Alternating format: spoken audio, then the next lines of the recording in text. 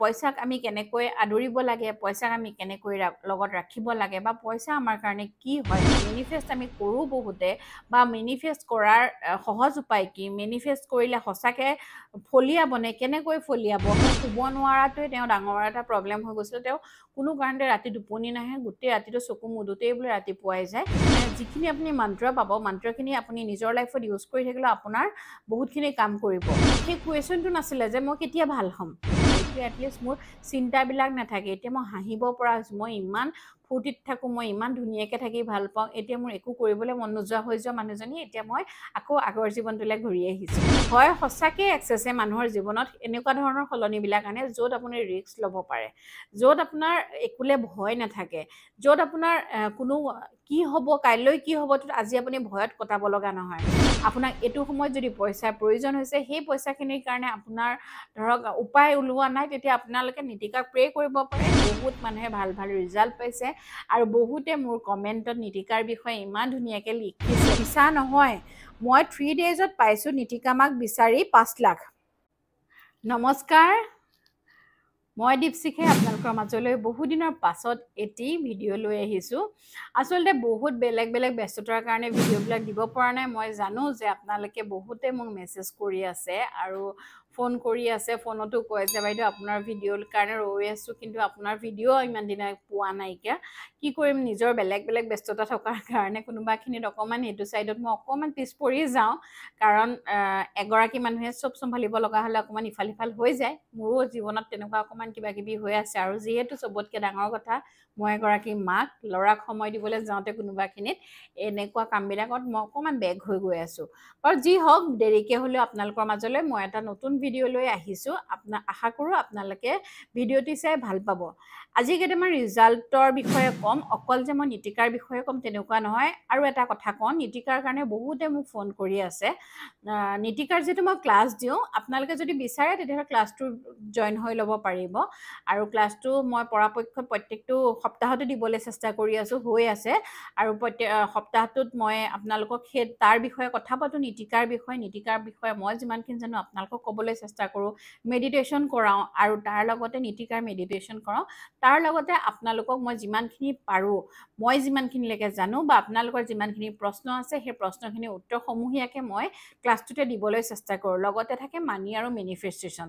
মানি, পইচাক আমি কেনেকৈ আদৰিব লাগে, পইচাক আমি কেনেকৈ লগত ৰাখিব লাগে বা পইচা আমাৰ কাৰণে কি হয়, সেইখিনি বিষয়ে কথা পাতোঁ। লগতে মেনিফেষ্ট আমি কৰোঁ বহুতে বা মেনিফেষ্ট কৰাৰ সহজ উপায় কি, মেনিফেষ্ট কৰিলে সঁচাকৈ ফলিয়াবনে, কেনেকৈ ফলিয়াব, সেই বস্তুখিনি আচলতে এই ক্লাছটোত শিকা হয়। আৰু 1 ঘণ্টা 1.5 ঘণ্টাৰ ক্লাছটো হয়। কেতিয়াবাতো কথা পাতোঁতে অকণ দীঘল হৈ যায়, নহ'লে 1 ঘণ্টাৰ পৰা 1.5 ঘণ্টাৰ ভিতৰত ক্লাছটো শেষ হয়। আৰু সেইখিনিৰ ফিজটো মই আপোনালোকক কৈ দিছোঁ, মই ফিজ লওঁ 999, 999 টকা। গতিকে এইখিনি 999 টকাৰ ভিতৰতে নীতিকা, মানি আৰু মেনিফেষ্ট এই তিনিটাৰ বিষয়ে মই কথা পাতোঁ। আৰু নীতিকাৰ ওপৰত বহুত কুৱেশ্যন অলৰেডি পাইছোঁ বা বহুত ৰিজাল্ট পাইছোঁ। গতিকে ৰিজাল্টখিনিলৈ যোৱাৰ আগতে যিহেতু মই এক্সেছ বাৰ্ছৰো ক্লাছ কৰোঁ, গতিকে নীতিকা অহাৰ পিছৰ পৰা ইমানেই বেছি নীতিকা মই হৈ গৈছোঁ। এক্সেছ বাৰ্ছৰ ক্লাছৰ আপডেট দিবলৈ কোনোবাখিনি পাহৰি যোৱাৰ নিচিনা হৈছোঁ। এক্সেছ বাৰ্ছৰ ক্লাছ আচলতে প্ৰত্যেক সপ্তাহতে মই মোৰ ঘৰত হৈ থাকে। যোনেই কৰিব বিচাৰে, মই যদি মোৰ ঘৰলৈ আহিব বিচাৰে তেতিয়াহ'লে আহি পেলাই ধুনীয়াকৈ মোৰ ঘৰতে ক্লাছটো কৰি যায়। প্ৰাইভেট ক্লাছ কৰোঁ, তেনেকৈ এজন দুজন হ'লেও মই তেনেকৈ ঘৰলৈ আহিলে ক্লাছটো কৰাই দিওঁ। গতিকে সেইটোত একোৱেই অসুবিধা নাই। কিন্তু তাৰ মাজতে মই ক'ৰবাত গৈ হ'লেও ক্লাছটো দি থকা হৈছে। কিন্তু কোনোবাখিনিত মই আপডেটবিলাক ৰৈ গৈছে বা কেতিয়াবা কি হয়, কোনোবাই মোক 2-3 জনে যোগাযোগ কৰে ওচৰে পাঁজৰে যিখিনি জেগা, তালৈ গৈ হ'লেও মই ক্লাছটো কৰি দিওঁ। এইবাৰ মই ক্লাছ কৰিবলৈ যাম মঙলদৈলৈ যাম মই 31 তাৰিখে মঙলদৈলৈ যাম। আৰু 31 তাৰিখে আপোনালোকে যিসকলে মোৰ লগত মঙলদৈত ক্লাছ কৰিব বিচাৰে 31 আগষ্টত, গতিকে আপোনালোকে কৰিব পাৰিব অহা ৰবিবাৰে। আৰু মই নেক্সট 6 তাৰিখে, ছেপ্টেম্বৰৰ 6 তাৰিখে মই থাকিম মৰিগাঁৱত।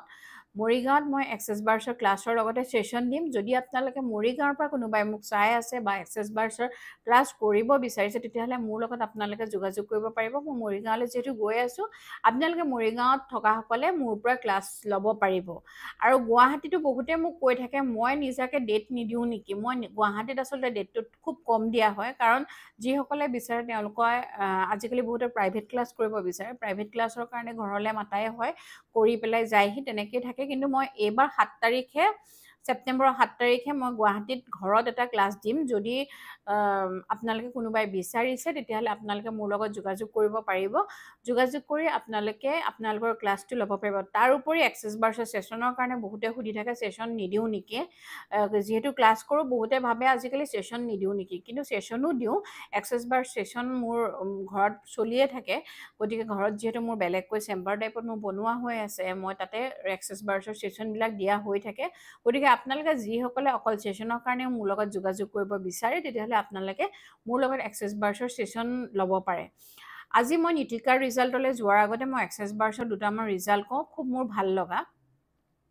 এগৰাকী বা আহিছিলে, বাগৰাকী ডিপ্ৰেশ্যন, তেওঁ ঘৰত তেওঁ শুব নোৱাৰাটোৱে তেওঁ ডাঙৰ এটা প্ৰব্লেম হৈ গৈছিলে। তেওঁ কোনো কাৰণতে ৰাতি টোপনি নাহে, গোটেই ৰাতিটো চকু মুদোতেই বোলে ৰাতিপুৱাই যায়। আৰু ঘৰৰ মানুহৰ লগতো তেওঁ বহুত ডক্তৰ দেখুৱাইছে, একোৰে তেওঁ মানে ৰিজাল্ট পোৱা নাছিল কাৰণে তেওঁ বিৰাট মানসিক অশান্তি। আৰু তেওঁ কোনোবাই ঘৰত হাঁহিলেও তেওঁ খং উঠিছিলে, কাৰণ মই শুব পৰা নাই, মই ইমান অশান্তিত জীয়াই আছোঁ, তোমালোকে কিয় হাঁহি আছা। কিন্তু তেওঁৰ হাজবেণ্ডে মোক কৈছিলে যে তেওঁৰহে প্ৰব্লেম, মোৰ আৰু মোৰ ল'ৰাৰটো হোৱা নাই, গতিকে আমি কিয় নুশুম, আমি কিয় নাহাঁহিম।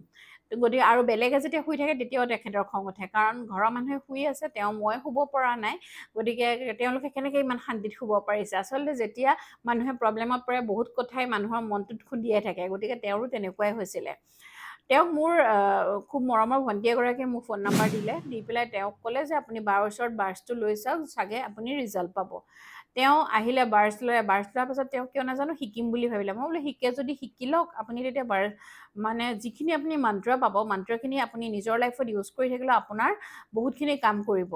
তেখেত ৰাতিপুৱা 8টা নাবাজতে আহি পেলাই মোৰ ওচৰ পাই যায়হি, কাৰণ তেওঁ কৈছিলে যে মই নিজে ঠিক হৈ লওঁ, তাৰপিছত মই শিকিম, মই শিকাটোও শিকিম, কিন্তু মই অকণমান নিজক ঠিক কৰি ল'ম। মই ৰাতিপুৱাই ল'ৰা পঠিয়াই আজৰি হওঁ মানে স্কুললৈ, তেওঁ আহি মোৰ ওচৰ পাই যায়হি। তেওঁ ল'ৰা থৈ বাহিৰে বাহিৰে মোৰ লগত বাৰ্ছ লৈ যায়হি। তেনেকৈ তেওঁ 6-7টামান বাৰ্ছ ল'লে। লৈ এটাই মোৰ ভাল লাগিছিলে যে সেই কুৱেশ্যনটো নাছিলে যে মই কেতিয়া ভাল হ'ম।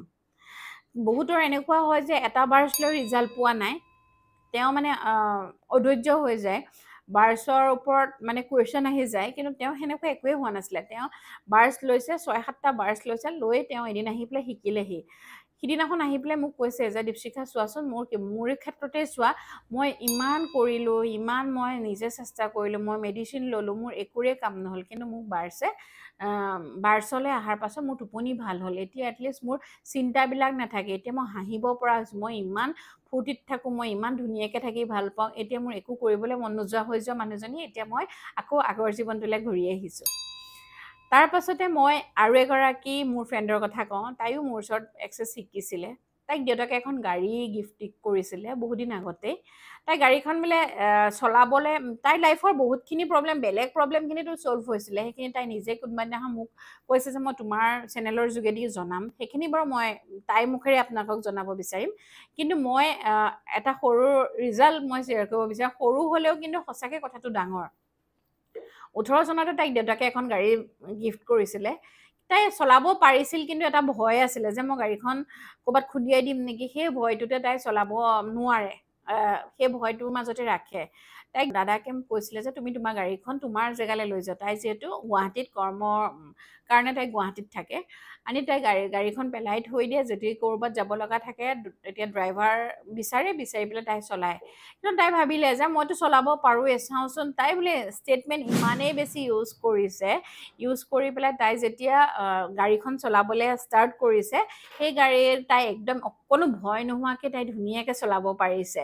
তাই মোক কৈছে যে দীপশিখা মই এতিয়া পাহাৰীয়া ৰাস্তাটো আনকি গাড়ী চলাব পৰা হলো সেইটো মোক এক্সেছে কিন্তু সেইটো মোক বহুত সহায় কৰিলে হয় সঁচাকৈ এক্সেছে মানুহৰ জীৱনত এনেকুৱা ধৰণৰ সলনিবিলাক আনে য'ত আপুনি ৰিস্ক ল'ব পাৰে য'ত আপোনাৰ একোলে ভয় নাথাকে য'ত আপোনাৰ কোনো কি হ'ব কাইলৈ কি হ'ব আজি আপুনি ভয়ত কটাব লগা নহয় নিজৰ জীৱনটোতে বহুতখিনি পাইছোঁ এনেকুৱা হৈছে এক্সেছ অহাৰ পিছত ৰাস্তাবিলাক মুকলি হৈছে এক্সেছ অহাৰ পিছত এটা কামতে মই ৰখি থাকিব লগা হোৱা নাই অকল মই এক্সেছে বা মই মমছ কিচেনেই নহয় মোক বিভিন্ন ধৰণৰ কামবিলাক মোৰ হাতলৈ আহিছে বিভিন্ন ৰাস্তাবিলাক মোক খোল খাইছে আৰু সকলোৰে হয় চাগে যিখিনিয়ে এক্সেছ শিকি পেলাই এক্সেছ শিকি কি আছেনো জানি পেলাই থৈ নিদি যদি তেওঁলোকৰ লাইফত এক্সেছৰ মন্ত্ৰ ইউজ কৰিছে তেওঁলোকে যদি এক্সেছ নিজৰ লাইফত মানে এপ্লাই কৰিছে বা তেওঁলোকে ঘৰৰ মানুহখিনিৰ ওপৰতো যদি এপ্লাই কৰিছে সঁচাকৈ এক্সেছ বাৰ্ছে মানুহৰ জীৱনলৈ সলনি আনিছেই গতিকে মই আপোনালোকক ক'ম যে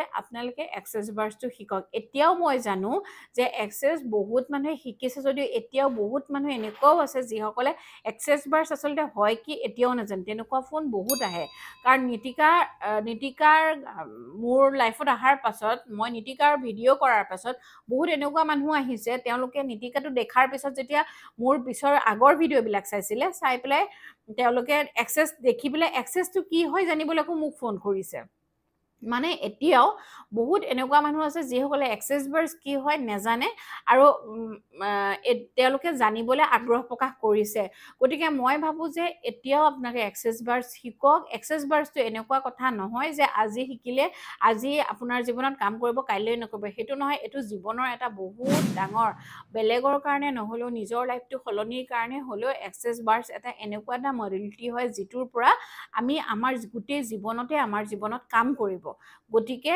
আপোনালোকে এক্সেছ বাৰ্ছ শিকক আৰু এক্সেছ বাৰ্ছে আপোনালোকৰ জীৱনটো সলনি কৰক আৰু এতিয়া আহোঁ নীতিকাৰ কথা নীতিকাইতো মানুহৰ জীৱন বহুত বেছি সলনি কৰিছে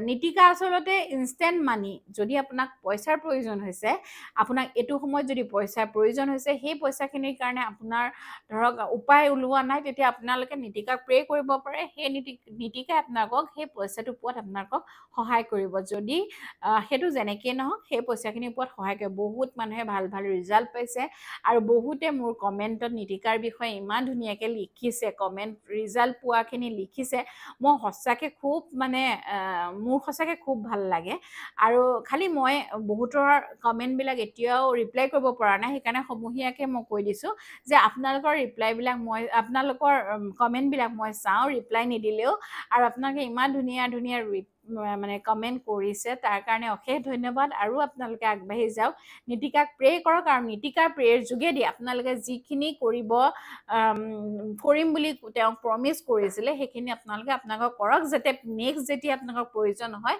নীতিকাই আপোনালোকক হেল্প কৰক কেইটামান মই আপোনালোকৰ ওচৰত ৰিজাল্ট শ্বেয়াৰ কৰিব ওলাইছোঁ আৰু তাৰ মাজতে সদায় যে পজিটিভ ৰিজাল্টেই পাওঁ তেনেকুৱা নহয় কেতিয়াবা নিগেটিভ ৰিজাল্টো পাওঁ গতিকে মই যি পাইছোঁ মোৰ এতিয়া মই সেইখিনি আপোনালোকৰ লগত শ্বেয়াৰ কৰিম কিন্তু বহুত কমেণ্ট আহি আছে বহুত আছে মই আপোনালোকক লাহে লাহে যেতিয়াই সুবিধা হয় তেতিয়াই আপোনালোকৰ কমেণ্টখিনি ক'ম কাৰণ কমেণ্টখিনিয়ে আপোনালোকক বহুতকে উৎসাহিত কৰে বুলি মই গম পাইছোঁ গতিকে মই আপোনালোকৰ লগত প্ৰথমটো কমেণ্ট লৈ আহিছোঁ এইটো লিখিছিলে নয়নতৰা বসুমতাৰী মই আৰু এটা কথা কওঁ যে মই ফাৰ্ষ্ট টাইম নীতিকা মাক ভুলকৈ প্ৰাৰ্থনা কৰিছিলোঁ নীতিকা মেম বুলি ভাবিছিলোঁ কিয় মোক হেল্প নাই কৰা বুলি আকৌ পাছত আপোনাৰ ভিডিঅ' চালোঁ তেতিয়া গম পালোঁ যে মই নীতিকা মা বুলি নকৈ নীতিকা মেম বুলি প্ৰাৰ্থনা কৰি আছিলোঁ পাছত আকৌ শুদ্ধকৈ প্ৰাৰ্থনা কৰিলোঁ আৰু সোনকালে ৰিজাল্ট পালোঁ মুঠতে নীতিকাৰ পৰা আমি ৰিজাল্ট পামেই যেনেকেই নহওক মাত্ৰ ধৈৰ্য লাগিব আৰু আমি মানে বিশ্বাসটো ৰাখিব লাগিব আৰু বিশ্বাসেই সকলো হয় বুলি আমি জানো বিশ্বাস কৰিব লাগিব বিশ্বাস কৰিলে আহিব তাৰপিছত তেখেতে আৰু এটা কমেণ্টত লিখিছে বা মই আপোনাৰ ভিডিঅ' চাই নীতিকা মাক প্ৰাৰ্থনা কৰিছিলোঁ আৰু খুব কম টাইমৰ ভিতৰত মই বিচৰাতকৈ বেছি পইচা পালোঁ থেংক ইউ নীতিকা মা মোক হেল্প কৰাৰ কাৰণে থেংক ইউ আৰু আপুনি ইমান ধুনীয়াকৈ আপোনাৰ মানে ৰিজাল্টটো মোক জনাইছে তাৰ কাৰণে অশেষ ধন্যবাদ খালি মই আপোনালোকক ৰিপ্লাই কৰিব পৰা নাই তাৰ বাবে কোনেও মোক বেয়া নাপাব তাৰ কাৰণে মই ক্ষমা প্ৰাৰ্থী আৰু এগৰাকীয়ে লিখিছে thank you golden spirit Nitika Angel, Duleswar বৰুৱাই লিখিছে দেই এইটো। এঞ্জেল, মই এক্সেছ বাৰ 2 মান্থছৰ বেছি হ'ল মই এক্সেছ বাৰ ছেকশ্যন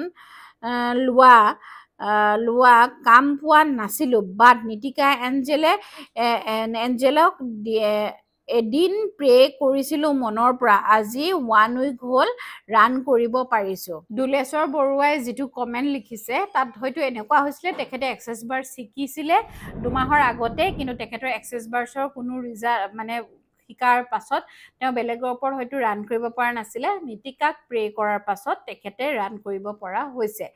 আচলতে এক্সেছ বুলিয়ে নহয়, মানে তেখেতে হয়তো মানে নিতিকাই আমাক এনেকুৱাকৈ হেল্প কৰে যাতে যিটো আমাৰ কাম বা যিটো আমাৰ এতিয়া মোৰ ক্ষেত্ৰতো তেনেকুৱা হয়, যেতিয়াই মই অকণমান মোৰ কামবিলাক শ্ল' হয় তেতিয়াই মই যেতিয়া নিতিকাক প্ৰে কৰোঁ তেতিয়াই মোৰ লাইফত কামবিলাক আহিবলৈ ধৰে। গতিকে মই ভাবোঁ যে যেনেকেই নহওক মুঠতে পইচা অহাৰ ৰাস্তাটো মুকলি হয়। তাৰ পাছতে আছে বিজু হাজৰিকাই লিখিছে, মই নিতিকা মাক প্ৰাৰ্থনা কৰাৰ পৰা পায়েই আছোঁ টকা আৰু টকা অহাৰ পথবোৰো পাই আছোঁ। Thank you. তাৰ পাছত এটা নিগেটিভ কমেণ্ট লিখোঁ। সুকুমাৰ শৰ্মাই লিখিছে 5 লাখ টকাৰ সহায় বিচাৰিছিলোঁ 15-20 দিনৰ ভিতৰত, মন্ত্ৰ জপ কৰিছিলোঁ কিন্তু 0 পালোঁ, মিছা এইচব। তাত কমেণ্ট কৰিছে, তেখেতৰ কমেণ্টটো ৰিপ্লাই কৰিছে, হিয়াদ আছে, ঘৰত বহি শুই থাকিলে ক'ৰ পৰা টকা আহিব। আৰু এনেকুৱা হয় যে ধৈৰ্যটোও লাগিব। আচলতে বিশ্বাস নাই কিন্তু মনত মানে ক'ব লাগে কাৰণে কৈছে, চাইছে কৰি পেলাই, হয়তো তেনেকুৱাও হ'ব পাৰে, নাজানো কি কাৰণত হোৱা নাই। মুঠতে যদি আপুনি মনেৰে কৰিছে বা তেওঁক যদি একদম মনৰ পৰা বিচাৰিছে বা আপোনাৰ যদি চ'ৰ্চবিলাক আছে তেতিয়াহ'লে নিশ্চয় নিতিকাৰ পৰা আপোনাৰ হেল্প হ'বই হ'ব। তাতে হেমপ্ৰভা চৌধুৰীয়ে লিখিছে, মিছা নহয়, মই 3 ডেইজত পাইছোঁ নিতিকা মাক বিচাৰি 5 লাখ।